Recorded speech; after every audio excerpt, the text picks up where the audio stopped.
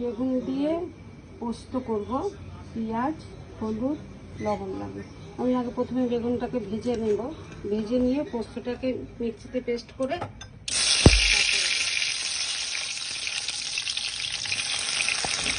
বেগুন পোস্তটা করছি। বেগুনটাকে আমি ভেজে তুলে রেখেছি, একটু বেশি তেল লাগে। আমি এই যে বেগুন ভাজার তেলে আমি একটু পেঁয়াজ দিয়ে দিলাম, পেঁয়াজ আর কাঁচা লঙ্কা। এর মধ্যে আমি দিয়ে দেবো লবণ আর হলুদ, আর যে মিক্সিতে পেস্ট করে রেখেছিলাম পোস্ত, এই পোস্তটা আমি দিয়ে দিচ্ছি। এটা একটু ভাজা হবে, ইয়েটা পেঁয়াজটা।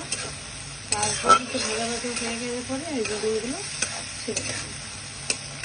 গেলো বেগুন পোস্ত। তোমরা তো সব কিছু যদি পোস্ত খেয়েছো, বেগুন পোস্ত তো খাওনি, একবার বেগুন পোস্তটা করে খেয়ে দেখো, খুব ভালো লাগে।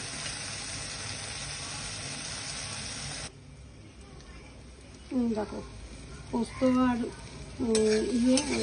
পেঁয়াজ ভাজা হয়ে গেছে। এবার আমি বেগুনটা ছেড়ে দিচ্ছি। বেগুনটা ছেড়ে দেওয়ার পরে এটা কিন্তু খুব দুর্দান্ত স্বাদ।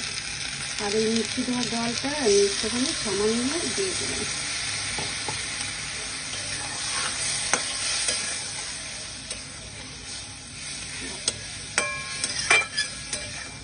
বেগুনটা প্রথমে দিলে পরে কী হতো, বেগুনটা ভেজে তুলে রেখেছি, নাহলে আবার বেগুনটা হয়ে যাবে, ঘেটে যাবে।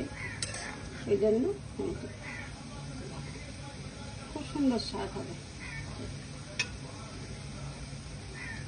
বেগুন পোস্ত নামিয়ে দেবো, হয়ে গেছে।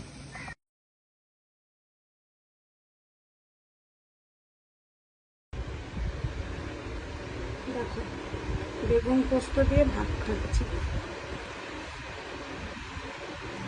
খুব সুন্দর হয়েছে খেতে। বেগুন পোস্ত দিয়ে ভাত খেতে যা লাগছে না, খুব সুন্দর লাগছে। তোমরাও করেছিল বেগুন পোস্ত ভাত।